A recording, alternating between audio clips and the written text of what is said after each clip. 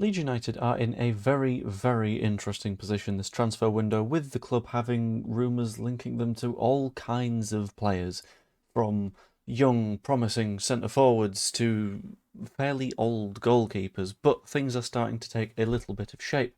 And Zinny Boswell of Sky Sports reported earlier today, well, yesterday, given the time that I'm actually sending this video out, that Leeds United have 6 specific areas that they are looking to target in this window. So, in this video, I'm going to run through what each and every one of the positions that Leeds United are going to fill are, why they are so important, and why one of them has me a little bit taken by surprise. But before I do so, pop a like on the video, subscribe. One of the buttons is down here, the other one's over here, and they're both free. Easy stuff, and I like it when the number goes up. It makes my ego tingle, and it's quite nice. Anyway, thanks, guys. Anyway, hopping into the main subject of the video, we have to start with the one that is fairly obvious, because it is 6 more players from the ones that have been announced so far, which means that James Trafford counts as one of the 6 players. We know that James Trafford is very likely on his way into Leeds United. Things have been relatively slow in terms of getting all the details finalised, but there has been no sort of reliable reporting that there are any issues with the deal. There's been no reporting that says Leeds aren't in genuine trouble of getting all of this done and the details are going to be really, really difficult. That doesn't seem like the case. It seems like it's just a matter of £40 million takes a while to structure, especially when it's a record deal. James Trafford will be the first of the 6 players. I am absolutely certain of it, and potentially announced this week. I'm not entirely sure, but we'll see, and it'll be fine. Another interesting one that Leeds United will need to fulfil, however, is the guy that stands behind James Trafford in the order. The backup goalkeeper, and this is where it's kind of difficult to do recruitment properly, because hiring someone with the explicit knowledge that there will be a backup is never an easy thing to do, because you're looking to sign someone that is happy to just wait and maybe not play any football, maybe play 2 or 3 games a season. If you get knocked out of both of the cups early, it could literally be 2 games a season as opposed to a reasonable cup run in one of the competitions, which at the end of the day, if you're any sort of footballer, you don't really enjoy that because you're going to want to be on the pitch. So it's going to be a fairly difficult job to find someone that is willing to be that backup goalkeeper behind James Trafford, but it's looking like it will potentially be on the older end of things, potentially homegrown goalkeeper. That's the general sort of energy that seems to be coming out and makes a hell of a lot of sense if you ask me. Primarily because having a goalkeeper that is experienced in those situations is always good, because they can also provide a little bit of leadership in those cup games where you might play younger players anyway and they might not know what it's like to be on the pitch from time to time. If push comes to shove, this can always be Alex Cairns, but let's be honest, it's not going to be the best of things if we're playing Alex Cairns in any games this season, even if they are cup matches that don't matter too much. Imagine we make a cup run and we end up playing at Wembley with Alex Cairns in 2026. Be a very, very weird one. So hopefully we are going to end up signing a backup goalkeeper.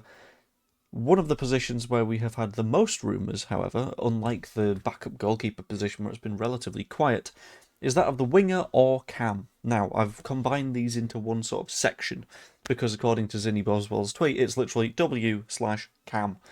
And it seems to be a case of we'll get one player that can do a sort of versatile job, as we found out by all of the players that we've been linked with. Julian Brandt, sure, not super versatile, but he's good enough to make up for it. We can rework a system around Julian Brandt, but Pavel Schulz can play across the line, Igor Paixão across the line, Rooney Bargi across the line. Everyone that is potentially being looked at for that creative role at Leeds United next season can play across an attacking line, which is very, very important if we don't know what system we're necessarily going to play in. We need someone that can, if we go to a 4-2-3-1, maybe play in the 10 to allow Okafor and Wilson to do their thing on their respective flanks. We need someone that, if we don't play a 4-2-3-1, can dip in on the wing and say, look, I can support you in the wide areas. That'll make things significantly easier. That sort of addition would be absolutely key, and it seems like we're looking on the younger side with Schultz being one of the main targets, Bargi being one of the main targets, and it seems to be a sort of carry-on from that Muharemovic Trafford mould of someone that will develop in value with Leeds United and ultimately benefit us very, very significantly, and I'm looking forward to who we get. And I'm also looking forward to who we get in the centre-forward role. we've got 3 positions left to cover. Centre forward is one that everyone will have seen coming.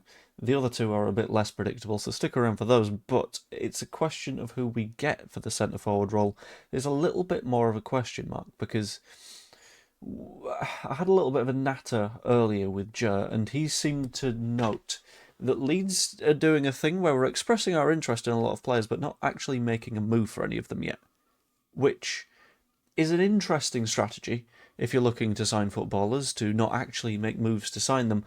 And I think there's a little bit of something in putting the feelers out and getting an idea of which player actually says, no, yeah, I really like the idea of that, I'll go to Leeds. Because ultimately, I think that's a sort of core part of our recruitment strategy. The fact that we have this sort of no dickhead rule, and I like the idea of expanding that into no dickhead and actively wants to be here, because in that instance, you get players that want to stick with you and sort of develop at the club. The reason that I think we're looking for younger players is so we can develop them potentially for a profit, potentially to become a sort of core column of the club.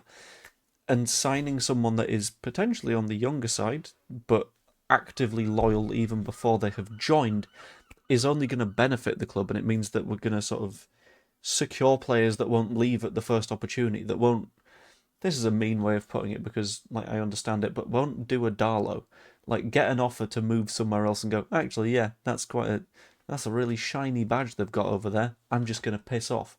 So making sure that we're putting out the feelers, getting positive feedback, and then making the move is clever, I think, in my opinion, at the very least. One of the positions that I think we also very much half need, and I'll explain this in a bit more detail, is sort of the backup fullback / left back, and specifically left back because in terms of senior left backs, we have Gabby Goodmanson, which is a good player to have, but he's not exactly enough depth to do the job on his own. In the event that Gabby Goodmanson were to get injured, for example, what do Leeds do?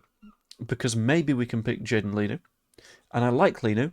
I really, really like Lenu. He's got a hell of a lot of promise and a brilliant career ahead of him, but we don't know if he's ready to have that career quite yet. So in the event that Gabby gets injured, then shit, Lenu goes in. What if Lenu's not good enough? Then I guess James Justin comes across, but what if the centre-backs get injured? And then it's potentially, well, we can maybe draft in Ethan Ampadu.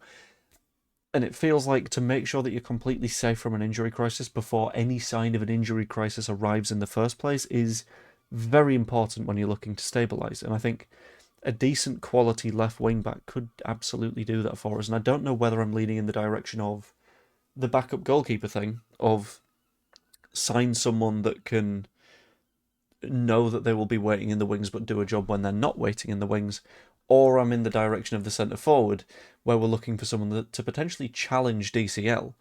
Do we want someone that can challenge Gabby Goodmanson and push him as hard as possible? Very, very difficult to say, but not quite as difficult to say as Muharemovic, which is completely irrelevant, but I felt like it would be fun to say. Anyway, the last position that is part of the conversation is the midfield, and this feels like the least necessary of them, but it was listed in Boswell's tweet, so I thought I'd discuss it. I think we're okay in midfield. We've got Ampadu, we've got Stack, we've got Tanaka, we've got Gruev, we've got Longstaff, for what is often 2 roles in the centre of midfield. I'm not completely sure why we would need another midfielder unless there was some level of certainty that we're going to be moving some midfielders on. If that is the case, it is a case that we will learn going forwards, but it's not a case that we know yet. And that confuses me a little bit. I don't know why that seems to be a position that we might be focusing on.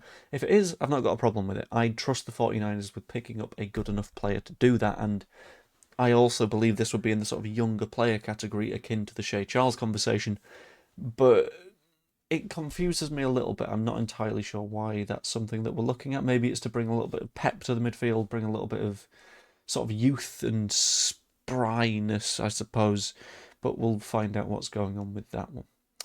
Anyway, 6 players to potentially come in, 1 month left of the transfer window. I believe from today, it might be the 2nd of September that it closes. And at the end of the day, 1 season ahead of us to prove that we still belong in the Premier League. So hopefully we're able to do so. But as always, that's just what I think. Let me know what you think in the comments down below. Like the video, subscribe if you fancy, all that fun kind of stuff. Hope you enjoyed, and I will see you all later. Also, why is that fuzzy? Is that a camera thing, or is that... I think I've smudged my lens on that bit. I have.